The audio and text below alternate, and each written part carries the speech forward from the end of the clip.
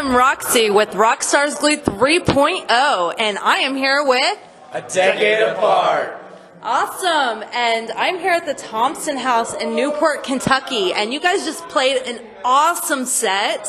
Tell me, guys, how you felt about this show, how you felt about the performance.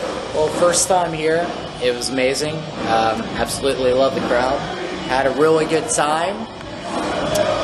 It was a small, intimate place, and everyone was digging it, and we just kind of fed off their It was our first time energy. here, so it was good. Awesome. It was a very good first experience. So you guys are Columbus-based, correct? Yep. Columbus, Ohio. Yep. Awesome. And you guys have a pretty good fan following, don't you? Yeah. We do. Yeah? I'd hope so. I mean, I think so. We'd like to hope so. Yeah. Yeah. That's what I was trying to say. How long have you guys been together? Almost 3 years. 3 years. Awesome. Wow. Has it been that long? Yeah. You guys are getting old. Yeah. In Rockstar years, that's like 20. It is. Yeah. There's a lot going on in Rockstar years. Speaking of a lot going on, you guys, everybody deals with situations where it's not so great. Can you tell about some of those that's made you come closer together? Any difficulties? Donnie? It's all been great, right? We've had a lot of ups and downs, and we've had people have to change work schedules, and we've had to accommodate that for our rehearsals. We've had 3 births in the last 2 years. Wow. Jobs have changed, family schedules, vacation schedules. We've changed up members a little bit to have the lineup that we have now.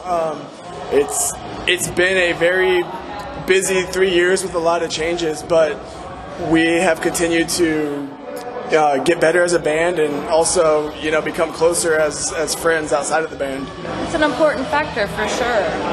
You guys just seem to be doing amazingly well, for sure. You guys have a new album out. Can you tell me about that?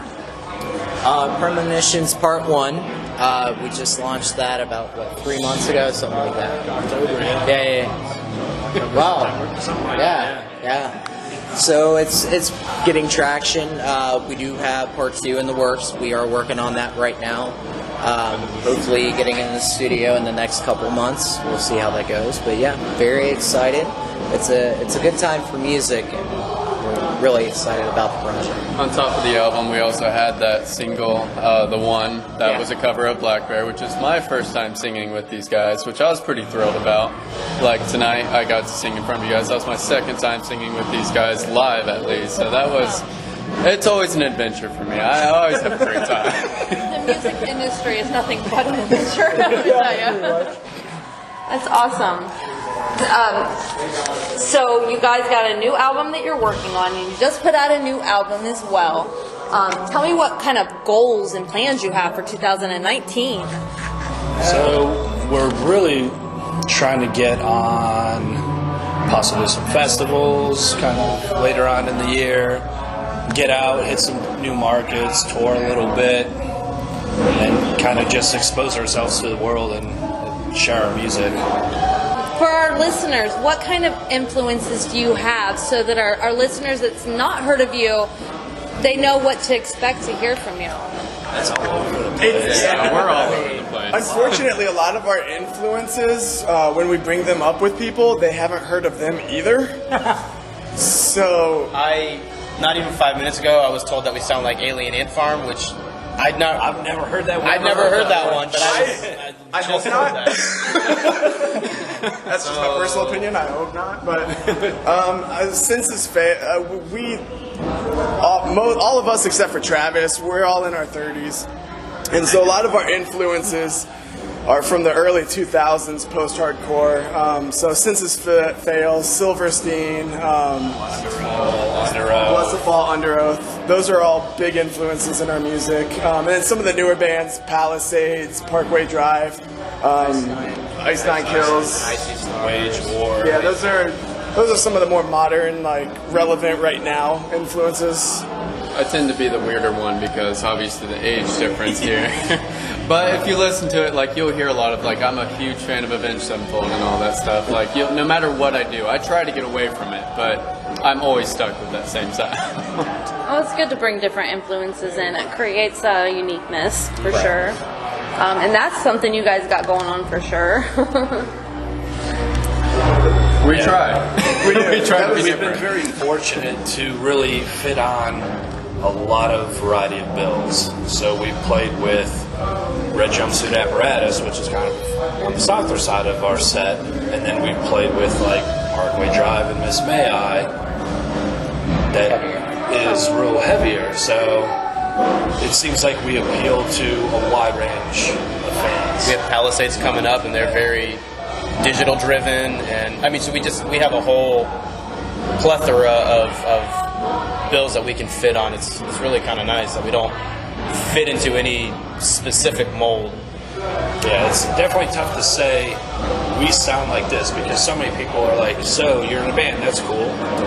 What do you guys sound like? Come find out. Yeah. I can't tell you what we sound like. It's difficult.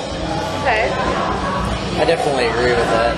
I think a lot of people at first don't know how to take us, and then when they really start tuning in us, like, hey, this is really awesome, and they can kind of, between all of us, figure out what our influences are eventually. So once they start listening, keep listening, then they figure it out, and they're like, oh, well, it's a decade apart. We didn't, this band was formed not to just confine to a genre. We wanted to be more than that. So, not to be like philosophical here, but I think a lot of bands, they try to sound like other bands, and that's where you lose a lot. So I want to get a little more intimate with you guys. In a personal note, do you guys have any rituals that you do, or any things that you do before you play, before you practice? Stretch. Stretch? So with old age, we've learned, because we move around so much, stretching is key. Now this I don't young have to do that fellow so does much. not have to do that. His ritual is drinking. Yes, always. Yes. I would second that. I think we're all on the same page with my rituals versus your guys' rituals. Yeah, I mean, we don't get nerves or anything before we play, so there's nothing that we need to do to kind of calm ourselves. Josh likes to kind of get 10 minutes of just alone time to focus himself. I like to pick up my guitar 10 minutes before we go on and just get my fingers warmed up. So little things like that. I've seen Tim, he usually warms up on a drum pad to get his wrists warmed up. But, I mean, the biggest thing is just kind of stretch and try to just focus on, what we have to do so we don't forget how to play, forget lyrics, because a lot of times, depending when you play in a set, if you just watch 3 bands play and it's your turn, you have to kind of refocus yourself on what you're getting ready to do.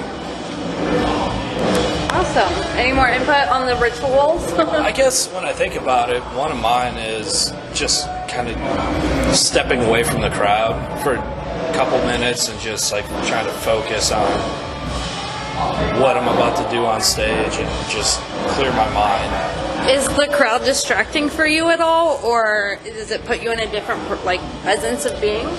No, it's more of just a clearing my head, but once I get out there and hit the first note, I kind of just feed off the crowd's energy. So the more energy I see, the more energy I put off and try and put on a better show for the crowd because I'm trying to entertain everyone that's there. It's very interesting to see how people interact, especially with the music. When they're digging it, it takes you to that whole other level. Let's see how far we can push it. Crowd engagement is by far my favorite. When you don't have people participating or clapping or doing some of the crazy stuff that we do, it kind of takes away from it a little bit. But then again, you come back to that city or wherever you're playing, and then hey, we got this crowd engagement. So it's that give and take, but. To his point, stepping back away from the crowd and then being interjected, that's when you're ready to go and it's full steam. So you guys are easily adaptable with that. Sounds like that's a really good. We try to be. Well, see, the crazy thing was, and we even talked about this, when we played at Newport with Parkway Drive, that was 1,800 people. So we didn't have any nerves whatsoever, which is crazy because you would think that, oh, well, a local band that's being in front of that many people at one time, you know, you would. But it's kind of like that thing of you just go on stage, do your craft, and, you know, people respond. So, yeah. With that being said, what kind of advice would you have for new and upcoming artists that are in the scene? Practice. Yes. I can definitely say a few things. As of right now, I am learning don't drink too much before you get on stage. And second off, just I know. I learned this fairly recently, so This is new to all of us. however, I really think that a lot of it is practice. Like, you really like hone your craft when you're working on your instrument or your vocals or whatever. But when it really comes down to it, you really have to you feed off the crowd, but you have to remember what you're playing, and when you like release that, you feel 100 times better on stage than just playing to the crowd or playing to yourself. Like, it's a symbiosis of both. And yeah, I mean, you can't practice enough. You need to practice so much that it's muscle memory. And you play through a song, and you get to the end of the song, and you don't even remember playing it, and you just played it because you've played it so many times. It just comes out. I mean, that's really the only way to do it. I'd say practice and just be confident in what you do, and you know, try and entertain people as much as you can. Like, and that's one of the toughest things, is because people come out and spend their hard-earned money to come see you because you're an entertainer. So be confident in what you do and entertain those people, and make them want to come back and, you know, hang out with them after shows and all that good stuff. Have interviews. Another excellent point. Yeah, I mean, for me, if I was starting a new band and I was younger, I would say confidence is key. Make sure that you engage the crowd, because like what he was saying, or Sean was saying, is that they come out to spend money to see you, or they might not be out there to see you, but guess what? You make that impression. They're at the show. You deliver, and guess what? You may have made a new fan. I do want to add to that, though. Like, when I first started with my high school band, that's when I met these guys. And when I was in that band. You made yourself sound so. I know. I'm not that young, I promise. Let's disregard. But at the beginning, we thought we're like the baddest stuff out there. Like, we were the coolest people ever. And we didn't so much talk to the other bands. We didn't so much like try to get out of our own bubble. But the only reason I met these guys is because I went out of my bubble. Like, the rest of that band, like, they stayed there. And obviously, like, now they're not in bands. They're not doing anything with music like we all wanted to do. And now I'm out here living the dream with these guys. Like, it's all about communication, like, getting out there, just talk to random people, just, like, have a good time. Get out of your, like, comfort space, yeah. And once you're there, you just, like, forget that you even, like, there's no boundaries. You can do anything.